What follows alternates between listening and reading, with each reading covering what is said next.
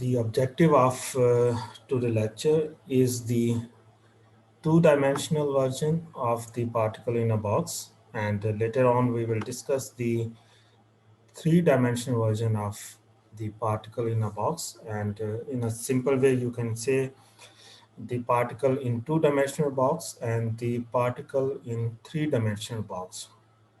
And today we will finish these two topics because we will not be driving the equations.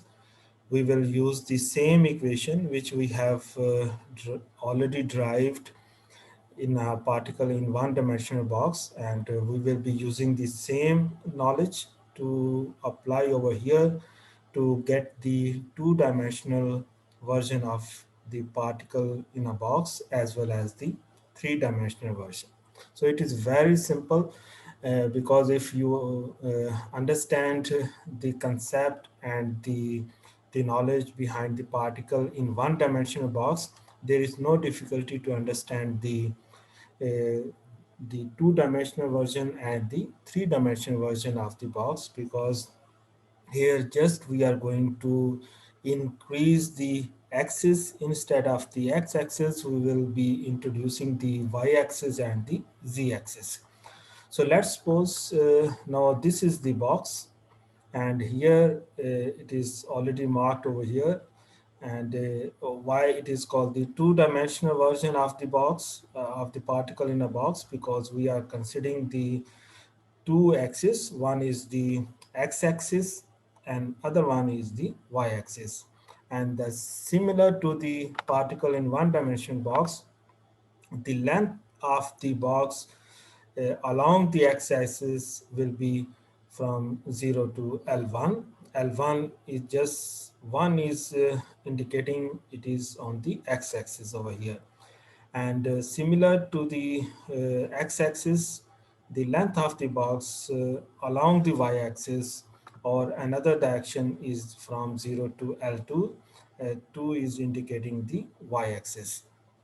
So this is just to differentiate between the x and y, and we are using 1 and 2. So this you must remember, so it will be easier to understand the Schrödinger wave equation and the solution of the Schrödinger wave equation in two-dimensional and the three-dimensional box.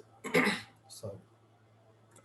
And this is another diagram. Now, in same way, you can explain what would be the potential energy. And you must remember, we have already discussed the potential energy within the box is 0, and out of the box would be the infinity as indicated over here. And this has been displayed over here.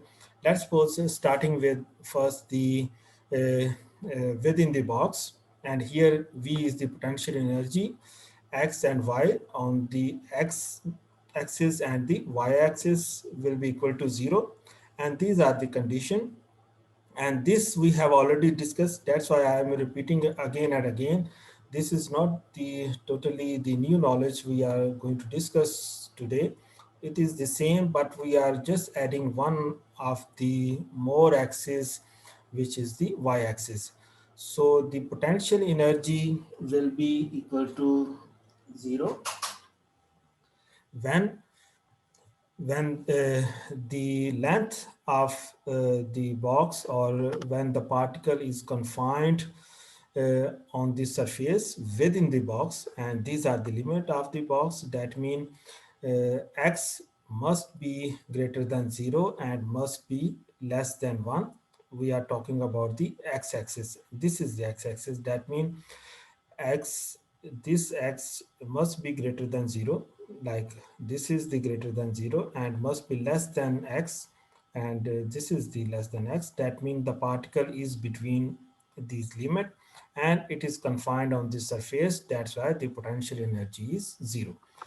And you have to consider the y-axis over here. And in a similar way, when the particle is between 0 to L2, that means when the y is similar to the x, now we are considering the y, when the y is greater than 0 and less than L2, That means the particle would be confined on the surface within this box and the potential energy would be zero. And of course, when you cross these boundaries, and these are indicated over here, then the potential energy will go to the infinity. And what are the condition are given over here, similar to the potential energy when it was equal to zero. That means when if you consider the x-axis, when the particle, let's suppose, would be here. I am just moving the cursor over here. That means when the particle x is greater than zero, and it would be the less than one, and less than one would be here. So sorry, particle less than 0 and greater than x.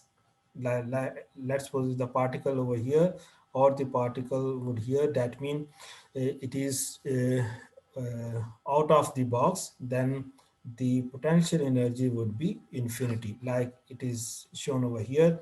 This is the x-axis. The potential energy within the box would be 0, and when it crosses the limits, then the potential energy goes to the infinity. And similar to the y-axis, when the length at the y-axis would be greater than L2, that means if the particle is here, or less than 0 if the particle is here, that means this is the particle is out of the box, and then the potential energy would be infinity. So this is, I have explained over here what are the conditions for the particle in two-dimensional box. So our objective is then what would be the Schrödinger wave equation, and what would be the solution of this Schrödinger wave equation in terms of the wave function for the particle in two-dimensional box. So I am moving further. So these are the translational motion in one and more dimensions. And in this slide, I am just repeating the knowledge or repeating the content which I have already taught to you in the previous lectures. So I will be using the same equation and to modify to the two-dimensional and the three-dimensional box. So this was the equation, Schrödinger wave equation we derived already for the particle in one-dimensional box, and we are talking the translation motion over here. And this is the total energy sum of the kinetic energy and the potential energy. And this is another modified form, just replacing the reduced Planck's constant instead of the Planck's constant over here. So keep watching the previous videos. If you skip any of the step over here, so everything is available in the previous videos. So I am just repeating over here just to remind you what we have already done and what we are going to do in to the lecture. And this would be the second, we discuss the Schrödinger solution of this Schrödinger wave equation. That means the wave function for the particle in one-dimensional box, and we derive this equation. This is the wave function, and then we calculated the probability density for a particle in one-dimensional box, and it was like this.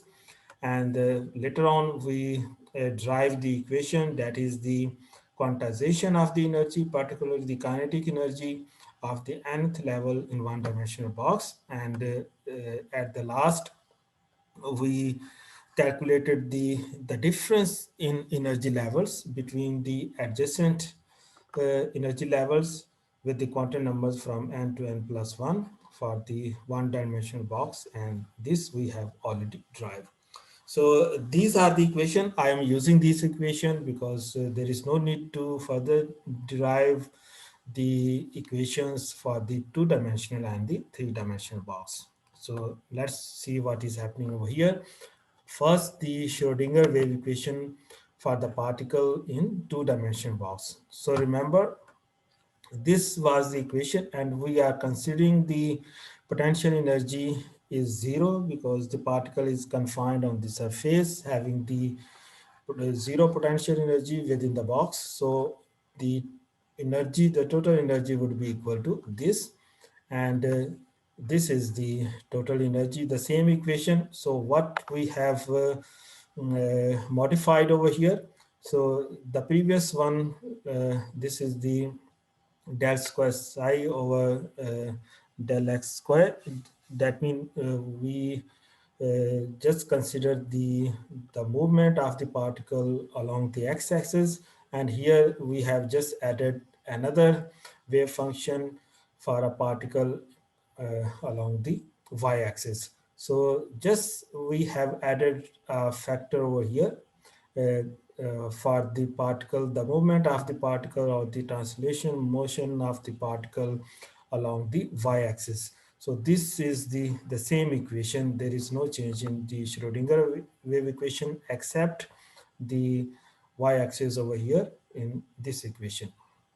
Now further to this is the actually the all about the Schrödinger wave equation, and now you can split into the two wave functions, and by using this equation, and this is the function as the product of the both functions depending on the x and the y-axis. So this is the psi is the wave function along the x-axis and the y-axis, and it is the that means it is the product of the wave function on the x-axis and the y-axis. So capital X and capital Y are indicating the wave function, and small x and small y are the along the y-axis. That means you can split this wave function into the product of the two wave function along the x-axis and the y-axis.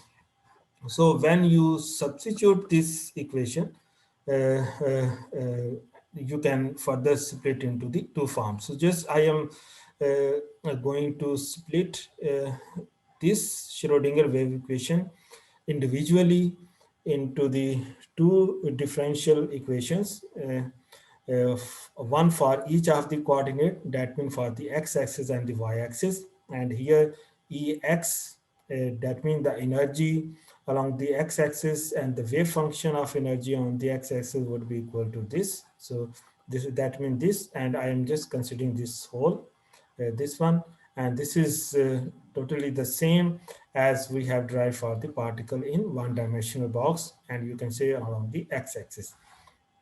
And for the second one, you can just use this factor along the y-axis. The other would remain the same. So you can actually write this equation into the two forms individually, indicating along the x-axis and the y-axis. And this is a joint form. Actually, these are the individual forms. There is no difference.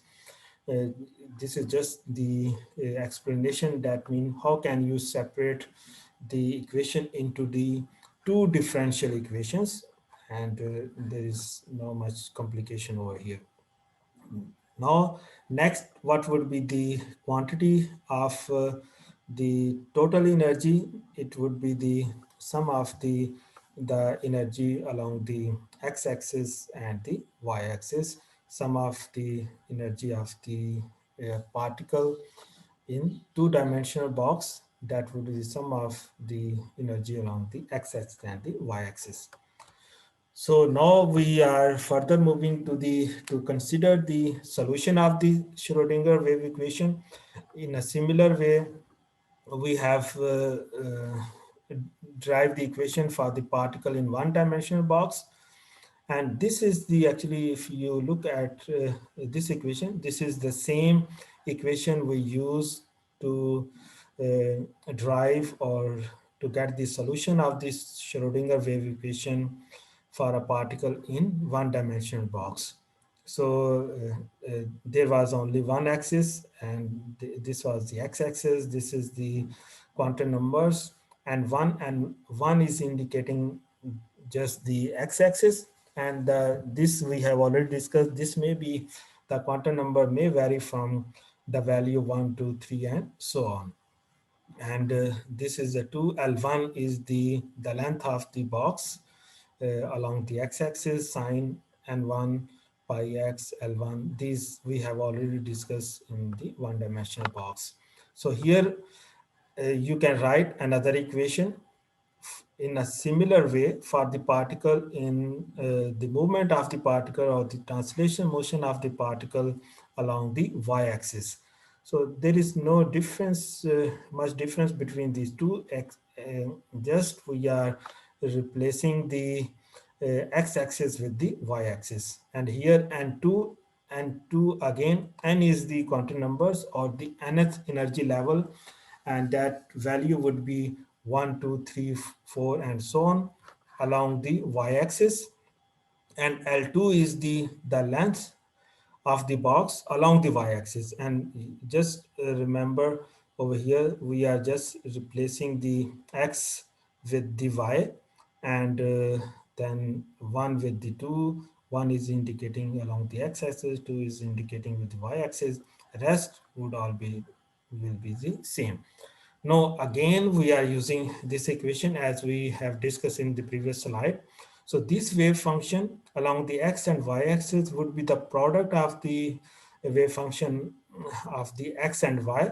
That means now you can, if you want to get the total wave function, that is the wave function of this, it is given over here, the wave function with the quantum numbers or the energy level 1 and 1 and 2 with along the x and y axis.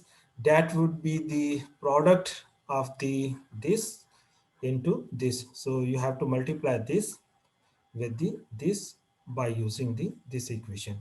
So when you multiply these two, so I have just written the final version of the equation, and later on you may drive at home as exercise. So if you multiply this with this, so it would be 2 multiplied 2, that would be the 4. And when you take the, that means 2 square, that would be equal to 2. 2 and half will be cancelled out, and remaining would be the value of the 2. And in the denominator, this is the L1 multiplied by L2, and of course this is having the under root is there, then this factor is here, multiplied by this factor along the y-axis. So this is just the product or the multiplication of this equation with this equation by using this simple formula. Again, the limits are over here. uh, the the the length of the box along the x-axis would be less than 1 and greater than 0, and similarly with the y-axis it is less than 2 and greater than 0. So just we are adding a y-axis over here. Now, the third important is the quantization of the energy, as we have done with the particle in one-dimensional box. We use this equation, and now we are using the same equation. Actually, the total energy would be the sum of the this quantization of energy along the x-axis and the y-axis.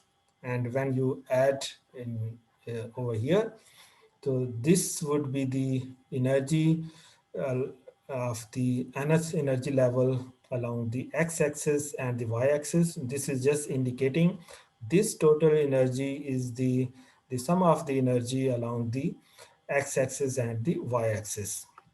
So it would be like this plus another this. So and 1 square h square a times square plus again now and 2 square h square a times square.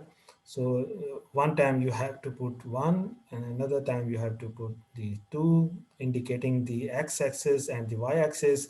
So again I have just mentioned the final version of this equation. You may use the two equation of these, and then you may take the common of h square over 8, and the rest is left over here. So this is the final equation for the quantization of the kinetic energy or the energy of the nth level of a particle in two-dimensional box, and two dimension as the x-axis and the y-axis.